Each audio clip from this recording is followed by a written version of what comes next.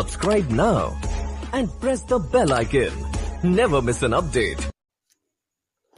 गुरुकुल शिक्षा चैनल पर आपका स्वागत है। फुलमनी एक संथाल लड़की है। वह एक गांव में रहती है। क्या आप कभी उसके घर गए हो?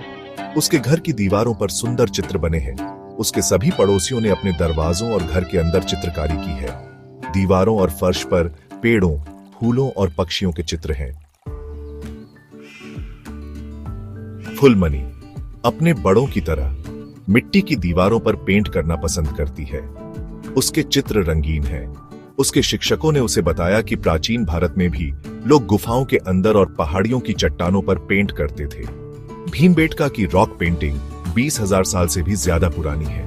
वे लाल, सफेद, हरे या पीले रंग की है।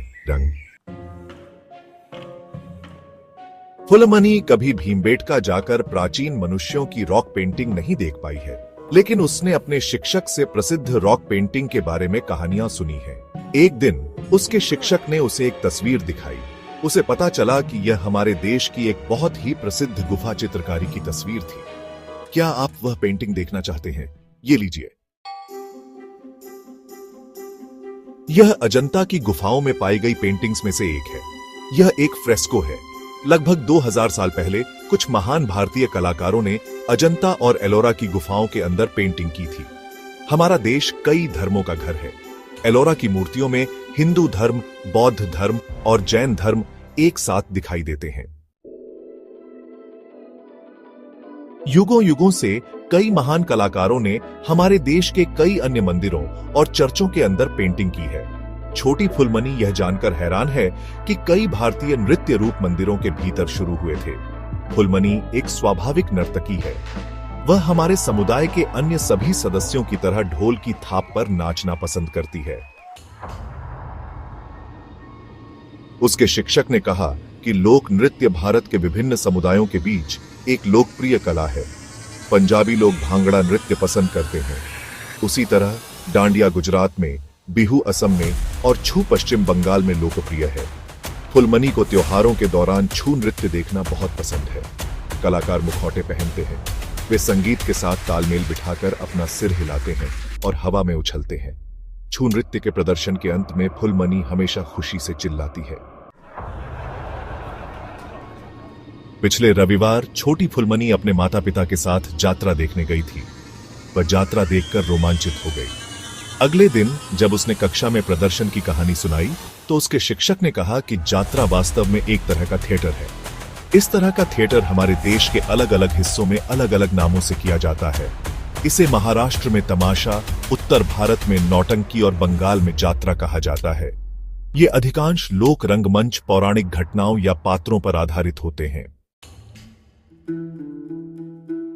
भारत शास्त्रीय नृत्य की विरासत में समृद्ध है।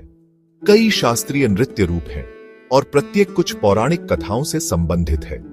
नर्तक रंगीन कपड़े पहनते हैं और संगीत के साथ तालमेल बिठाकर नृत्य करते हैं। नाट्य भारतीय शास्त्रीय नृत्य परंपरा का एक अनिवार्य हिस्सा है। कथक उत्तर भारत का एक नृत्य है, जबकि भरतनाट्यम, मोहिनीअट्टम, कुचिपुड़ी और कथकली सभी दक्षिण भारत से हैं। मणिपुरी और ओडिसी नृत्य पूर्वी भारत के नृत्य रूप हैं। इतनी विविध प्रकार की नृत्य शैलियां दुनिया में और कहीं नहीं पाई जा सकती। नृत्य और संगीत हमेशा से भारतीय संस्कृति का अभिन्न अंग रहे हैं। फुलमनी की आवाज मधुर है। उसका मानना है कि वह सितार, तबला, सारंगी, ढोल आदि वाद्य यंत्रों के साथ तालमेल बिठाकर गा सकती है। फुलमनी को पता चला कि भारतीय राजा और शासक अपने दरबारों में शास्त्रीय संगीत और नृत्य को संरक्षण देते थे। बादशाह अकबर तानसेन के गाने सुनना पसंद करते थे। हमारा देश इतना बड़ा है कि हमारे पास कई अलग अलग शैलियों का शास्त्रीय संगीत है, जैसे हिंदुस्तानी और कर्नाटक। इनमें से प्रत्येक शैली मंदिरों में विकसित हुई और युगों युगों तक विकसित होती रही। फुलमनी को भारतीय होने पर गर्व है। वह जानती है कि हमारा देश महान स्मारकों, किलों और अद्भुत वास्तुकला से भरा है। उसने ताजमहल की तस्वीर देखी है। यह दुनिया के 7 अजूबों में से एक है। आगरा का किला और दिल्ली का लाल किला भी देखने लायक है। फतेहपुर सीकरी में बादशाह अकबर द्वारा बनवाया गया विशाल प्रवेश द्वार या बुलंद दरवाजा उन स्मारकों में से एक है जिन्हें फुलमनी देखना चाहती है। उसे उम्मीद है कि किसी दिन वह पूरे भारत की यात्रा कर पाएगी और सभी आकर्षक स्मारकों को देख पाएगी।